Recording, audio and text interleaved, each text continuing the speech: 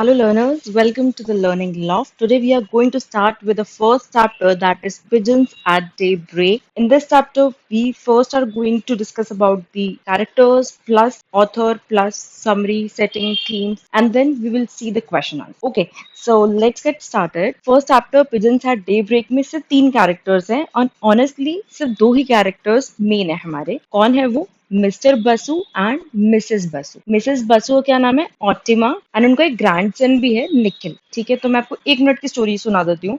तो एक husband wife होते हैं, वो कहाँ पे रहे? दरियागंज में रह रहे होते हैं. दरियागंज कहाँ पे होता है? दिल्ली में. अब दरियागंज की मार्केट अगर आप कभी गए हो, चांदनी चौक गए हो या फिर कोई भी ऐसी क्राउडेड मार्केट जो आपके घर के आसपास होगी, मतलब जहाँ पे आप चलते चलते 2-3 लोगों से टकरा ही जाते हो, लाइक ऐसी जगह पे वो रहते थे. एंड गर्मियों का दिन, अभी जैसे इतनी गर्मी चल रही है, कितना मूड कैसा रहता है? Summers mood versus winters mood. कैसा रहता है समर का मूड? कितना इरिटेट होते रहते हैं ना हम, छोटी छोटी बातों से इरिटेट होते रहते हैं. प्लस मिस्टर बसु जो है उनको एस्मा है. ठीक है, ESMA is, it's not asthma, is ESMA, मतलब सांस लेने की दिक्कत है. फर्स्ट, वो अपना काम खुद नहीं कर सकते, वो प्रॉपर डिपेंडेंट है अपनी वाइफ पे, मिसेस बसु पे. ठीक है, वो प्रॉपरली डिपेंडेंट है. इससे भी वो बहुत ज्यादा इरिटेट हो जाते हैं. फर्स्ट, एक तो उनकी लोकेलिटी अच्छी नहीं है, इतनी ज्यादा बिजी, इतना शोर आता रहता है. प्लस वो जिस रूम में रह रहे हैं वो बहुत छोटा है. प्लस उनको प्रॉब्लम है एस्मा की, उनसे सांस नहीं ली जाती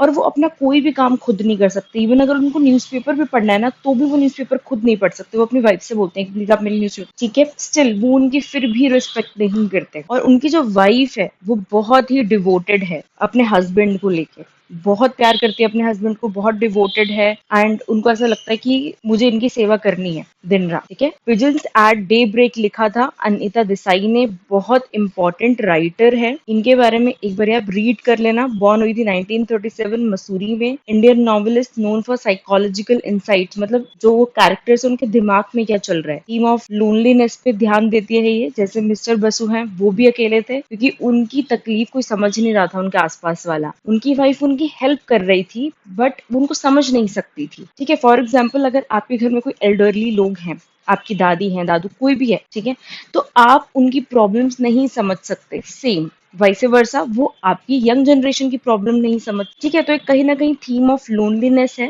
फेमस वर्क अनीता देसाई के और भी हैं कुछ, क्लियर लाइट ऑफ डे. ठीक है, ये सब करने की जरूरत नहीं है. जो वो लिखती है अनीता देसाई, किसके बारे में लिखती है? मिडिल क्लास फैमिली के बारे में. उनके पास ज्यादा पैसा नहीं होता, एक ही रूम में रह रहे होते हैं 4-5 लोग और बस फैमिली प्रॉब्लम्स दिखाती हैं वो. Emotional world of characters. अच्छा, इस बुक को बुकर प्राइज भी मिला हुआ है मल्टीपल टाइम्स. ये बुकर प्राइज के लिए भी नॉमिनेट हुई थी. बुकर प्राइज जब एक बुक बहुत ज्यादा फेमस हो जाती है, बेस्ट सेलिंग हो जाती है एंड काफी अच्छे से उसको लिखा होता है, तो उसको बुकर प्राइज मिलता है और इवन ऑथर को भी नोबेल प्राइज भी मिलता है. Okay, promotes Indian culture through English literature. ठीक है, वो इंडियन कल्चर को दिखाना चाहती है. Leave the first line. Okay, तो अब समरी करते हैं एक बारी. एक एल्डरली कपल है. अच्छा, ये दोनों ही बूढ़े हो चुके हैं, मिस्टर एंड मिसेस बसु, जो दिल्ली में कहाँ रहते हैं? दरियागंज में रहते हैं. Explores urban life. Urban life है तो गांव में नहीं रहते ना. अर्बन इज शहर, कंट्री साइड इज गांव. ठीक है, एजिंग, बूढ़े हो रहे हैं. एंड ह्यूमन रिलेशनशिप की कैसे वर्क करता है हस्बैंड वाइफ का relation. Reflect Anita Desai's theme of inner conflict and emotional struggle. Emotional struggle, inner conflict means अंदर ही अंदर खुद से ही लड़े जा रहे हैं, प्लस इमोशनल स्ट्रगल है, बहुत इमोशनल हो जाते हैं मिस्टर बसु को. ऐसा लगता है कि मैं क्यों डिपेंडेंट हूँ किसी और के ऊपर. वो बहुत ज्यादा ना बुरा फील कर रहे होते हैं. फॉर एग्जाम्पल मान लीजिए अगर गॉड फॉरबिड्स हमारे घर में किसी के साथ भी ऐसा हो जाता है कि उनको प्रॉपर बेड रेस्ट मिल जाता है, एक ऐसा इंसान जो घूम रहा है और अपनी लाइफ टू द फुलेस्ट जी रहा है, अचानक उसको बेड रेस्ट मिल जाए, अब सोचो उसकी लाइफ कैसी प्रॉब्लमेटिक होगी.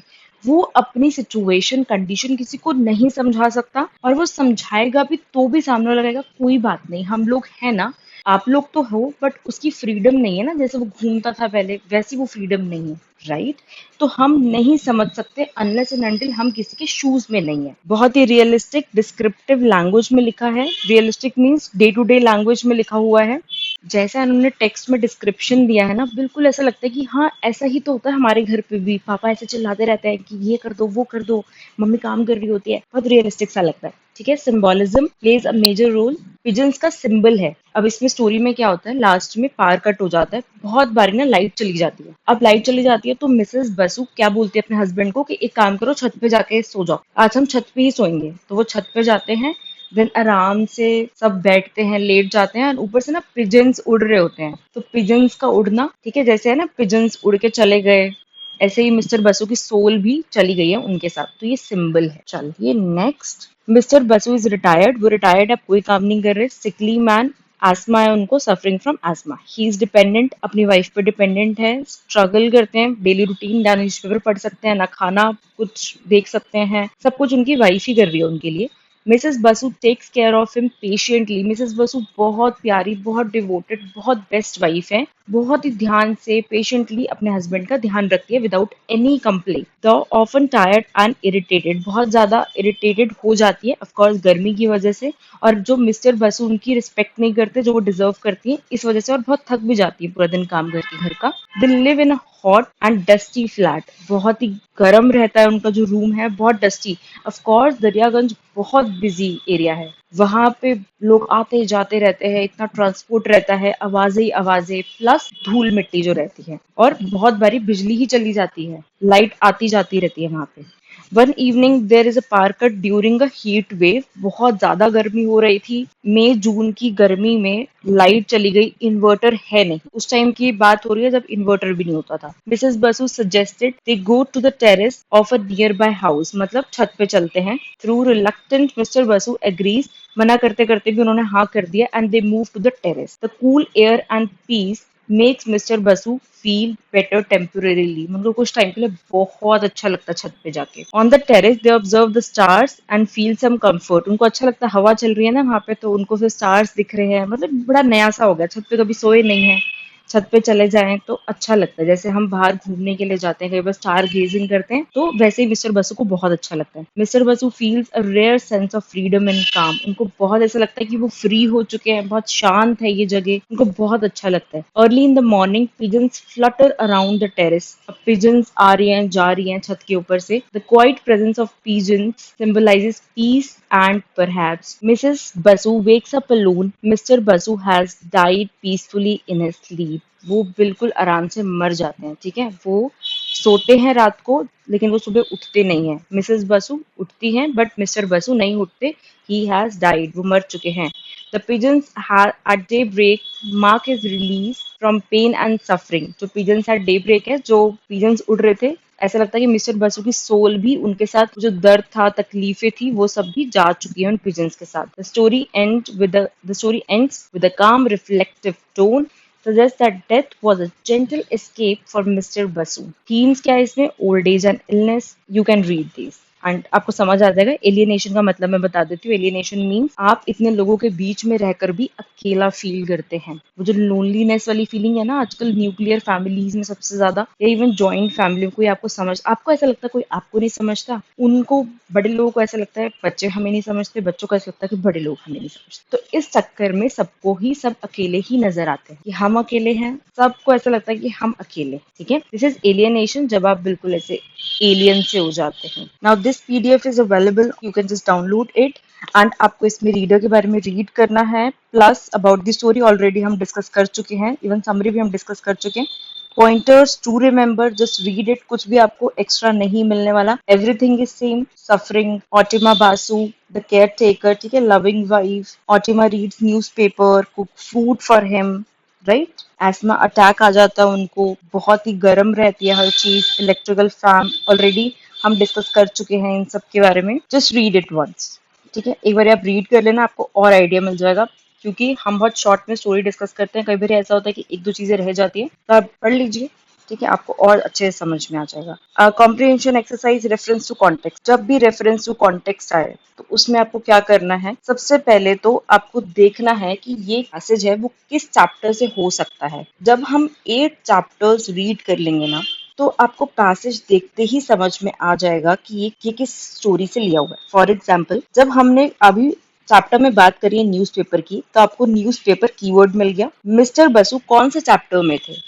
मान लीजिए आपने टेक्स्ट नहीं पढ़ा, चलिए ठीक है, मैंने मान लिया आपने टेक्स्ट नहीं पढ़ा, आपने स्टोरी नहीं पढ़ी हुई, बट जब मैंने आपको समरी अभी बताई है तो आप पता लगा पा रहे हो ना कि कौन से चैप्टर का ये, ठीक है, आप पता लगा पा रहे हो ना कि कौन से चैप्टर का न्यूज़पेपर मिस्टर बसु एंड ये सब किस में आ रहे थे। उसने उसको चश्मा भी दिया था, उसके लिए फिश फ्राई कर रही थी। तीन चीजें याद रखो, मिसेस बसु का जब नाम आता है, पहला वो न्यूज़पेपर रीड कर रही थी मिस्टर बसु के लिए, प्लस फिश फ्राई कर रही थी, फिश देने वाली थी, थर्ड वो चश्मा देती है उनको, फिर उनके लिए क्या करती है, उनके लिए छत पे अरेंजमेंट करती है ताकि उनको कोई प्रॉब्लम ना हो। सो जब भी ऐसा कोई पैसेज आ जाए और आपको लगे कि ये तो इस चैप्टर से लिया हुआ, कीवर्ड्स को आइडेंटिफाई करो, ठीक है, उसके बाद आपको अपना आंसर लिखना है। Don't worry, reference to context की एक मैं अलग से वीडियो बनाऊंगी, उसमें सारे previous year question reference to context के बेसिस पे मैं प्रोवाइड कर दूंगी, सो डोंट वरी, ठीक है। अभी हम क्वेश्चन आंसर्स पे चलते हैं, जो भी गिवन है क्वेश्चन आंसर्स ये सब आप रीड कर लेना। Question number 1, describe in few words one of Mr. Basu's worst affection.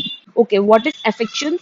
तो अफेक्शन क्या होता है, मीन्स दुख। उनका सबसे बड़ा दुख क्या था, तो वो क्यों दुखी थे पूरे चैप्टर में, तो उनका सबसे बड़ा दुख क्या था कि वो न्यूज़पेपर खुद से नहीं पढ़ सकते, वो अपना जो डेली रूटीन का वर्क है ना वो खुद से नहीं कर सकते, उनको वाइफ की जरूरत है न्यूज़पेपर पढ़ने के लिए, वो भी तेज, क्योंकि वो सुन भी नहीं सकते अच्छे से, हमेशा उनको जरूरत है कि उनकी वाइफ उनको अटेंशन देती रहे, कुछ ना कुछ काम वो बोलते ही रहते हैं, और उनको लगता है कि वो अपनी वाइफ पे ना बोझ बन के रह गए हैं सिर्फ और सिर्फ, ठीक है, इसलिए वो उनके लिए डिस्कम्फर्ट है, एफिक्शन है उनके लिए, ये चीज बहुत ही बुरी है, दुख भरी है वो चीज उनके लिए। Okay, so the second question is what kind of news does Otima read from Mr Basu, is Mr Basu interested in such readings. जब उनकी वाइफ रीड करती है तो क्या होता है कि ऑटिमा reads grotesque and uninteresting kind of trivial pieces like rice smugglers caught, the blue bull menace in Delhi airport, or various Hindi pictures running in the week, Teri Meri Kismat, the heartwarming saga of an unhappy wife to those winner of 3 Filmfare Award. No, Basu is not at all interested in such stuff. He rather feels agitated and much interested on hearing all the stories which do not interest him.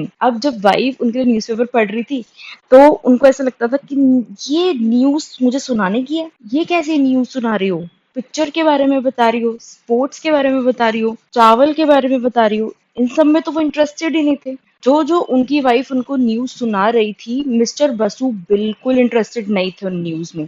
ऐसा होता है ना कि जब आप काम खुद करते हो तो आप अपने हिसाब से करते हो, जब कोई और करता है तो वो अपने हिसाब से करता है। तो मिस्टर बसु को ऐसा लगता है कि ये तो नहीं, ये बिल्कुल अच्छे से नहीं बता रही मुझे न्यूज, जो काम की न्यूज है वो बता नहीं रही, मेरे इंटरेस्ट का तो कुछ भी नहीं है यहाँ। Done. Question number 3, what is a news that make mister Basu restless and why. Mister Basu को ना एक न्यूज होती है बेचैन कर देती है, और वो क्यों करती है, so he feels that the meanness of blue bulls can be tackled by necrotic. सो जो वो न्यूज़पेपर रीडिंग होती थी ना वो सिर्फ डेली एक्टिविटी का पार्ट होता था, और थोड़ा मिसेस बसु को लगता था कि मिस्टर बसु का थोड़ा ध्यान हटेगा इस गर्मी से और उनकी प्रॉब्लम से। तो एक ऐसी न्यूज थी जो मिस्टर बसु को बहुत ही ऐसे रेस्टलेस बेचैन कर दिया। कौन सी न्यूज थी वो, कि ब्लू बुल्स मीन्स जो नील गाय हैं वो मीनस मीन्स थ्रेट मीन्स, जैसे फॉर एग्जाम्पल मान लीजिए आपका एक खेत है, ठीक है, अब उसमें गाय आ जाती है किसी और की, और आपके पूरे जो गेहूं है या कोई भी ऐसी फसल है उसको खराब कर देती है। अब इसका क्या सॉल्यूशन है, तो फार्मर्स के लिए ना बहुत प्रॉब्लमेटिक थी ये नील गाय, ठीक है, तो इनको नील गाय को संभालने के लिए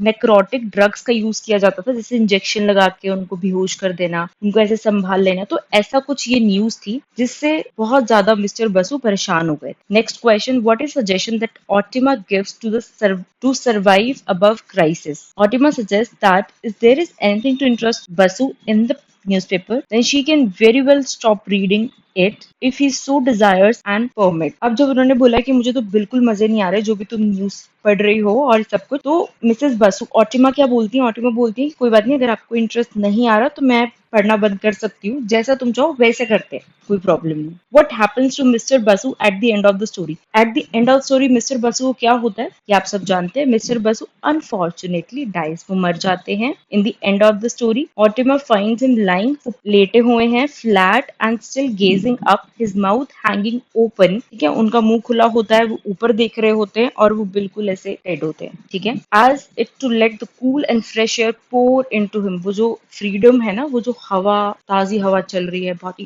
ठंड, मतलब वो जो ठंडी हवाएं चल रही है वो सीधा उनके अंदर जा रही है, ऐसा लग रहा है। चलिए नेक्स्ट क्वेश्चन, लॉन्ग क्वेश्चंस होंगे 150 to 200 word. First, describe Basu's ailment and how he copes up with it.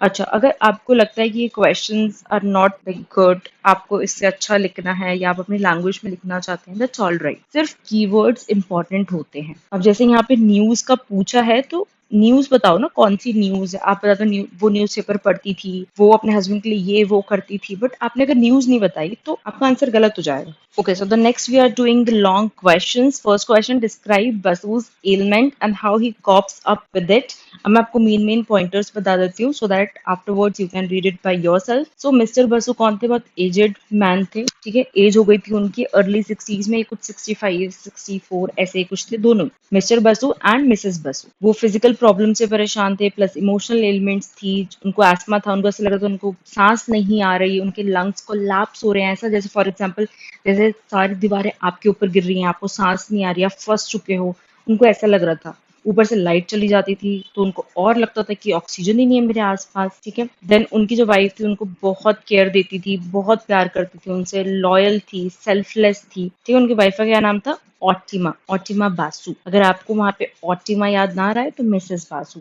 जो मिस्टर बसु है वो बहुत बेवकूफ से लगता था, क्योंकि वो बार बार ऐसी फालतू की चीजें बोलते रहते थे अपनी वाइफ को, अनरीजनेबल, जैसा कोई लॉजिक नहीं होता था। क्यों बोलते थे? बिकॉज वो बीमार थे अपनी सिकनेस की वजह से। उनके सन पोस्टमैन उनका सन का एक लेटर लेकर आया था, तो उससे मिस्टर बसु की तबीयत थोड़ी सी ठीक हो गई थी, वो बहुत खुश हो गए थे, रिलैक्स हो गए थे। उसके बाद जब लाइट नहीं थी तो मिसेस बसु ने सोचा चलो छत पे चलते हैं, टेरेस पे चले गए थे वो, और उनको काफी अच्छा लगा था तब भी। हस्बैंड काफी ओल्ड हैं और बीमार रहते हैं, लेकिन फिर भी वाइफ बहुत पेशेंट है, ठीक है। वो कभी भी उनके साथ इम्पेशेंट नहीं हुई। उन्होंने ठान ली थी ऑटिमा बासु ने कि वो बिल्कुल उनका साथ देगी टिल हिज लास्ट ब्रेथ, जब तक वो मर नहीं जाते। Question number second, write down a character sketch of Otima. Important है, प्लीज ध्यान से कीजिए। कैरेक्टर बहुत इंपॉर्टेंट है ऑटिमा, बिकॉज शी उसके अराउंड ही पूरी स्टोरी रिवॉल्व कर रही है। डेडिकेटेड लेडी है, ठीक है, सेल्फलेस है, अपने हस्बैंड को ठीक करने में लगी हुई है, अफेक्शनेट है, बहुत प्यार करती है अपने हस्बैंड से, कोई कंप्लेंट कोई रिग्रेट नहीं है, अपने हस्बैंड की सारी डिमांड्स पूरी करती हैं। वो कितने साल की है? 56 ईयर्स ऑफ एज है,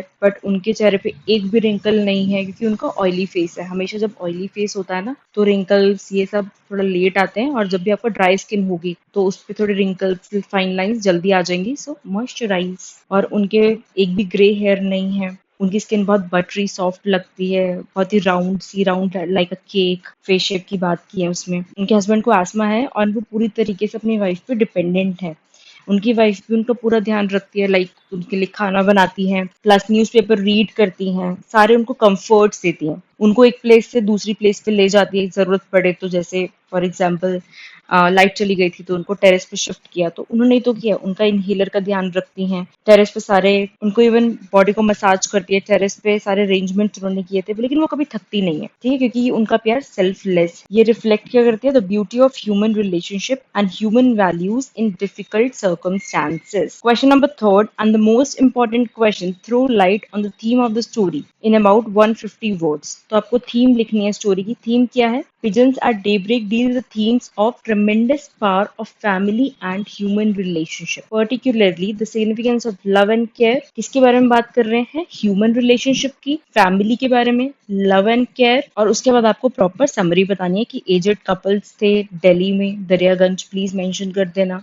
बहुत जल्दी इरिटेट हो जाते हैं मिस्टर बसु, लेकिन उनकी वाइफ बहुत डिवोटेड, शांत, काम, कंपोज्ड। द स्टोरी डिस्क्राइब क्या करती है? Beauty of human relationship against all backdrops. कैसे ह्यूमन रिलेशनशिप की, एक हस्बैंड वाइफ, अगर अगर हस्बैंड बीमार है तो वाइफ कितना कुछ करती है एक हस्बैंड के लिए। That's it. प्रॉपर आंसर आप रीड कर लेना, कुछ इसमें एक्स्ट्रा नहीं है, हमने जितना किया है वही है इसमें, आपको कुछ भी एक्स्ट्रा नहीं मिलेगा। एंड इसके बाद ग्रामर है, आई थिंक दैट्स इट। फिर भी आपको कोई डाउट लगता है कि मैम ये भी कवर करा दो या ये नहीं कराओ कवर, या कुछ भी, आपको कोई भी मुझे मैसेज देना है, see we are connected through this YouTube, right. आपके कमेंट से ही मुझे पता चलेगा कि मुझे नेक्स्ट वीडियो में कैसा करना है। अगर आपको वीडियो अच्छी लगी है देन से कि यस मैम अच्छी है video, just continue with this series is helping us. अगर आपको हेल्प कर रही है just do let me know, ठीक है। आप जैसा फीडबैक दोगे I will work according to it. Thank you so much for watching till the end. Do like, share and subscribe.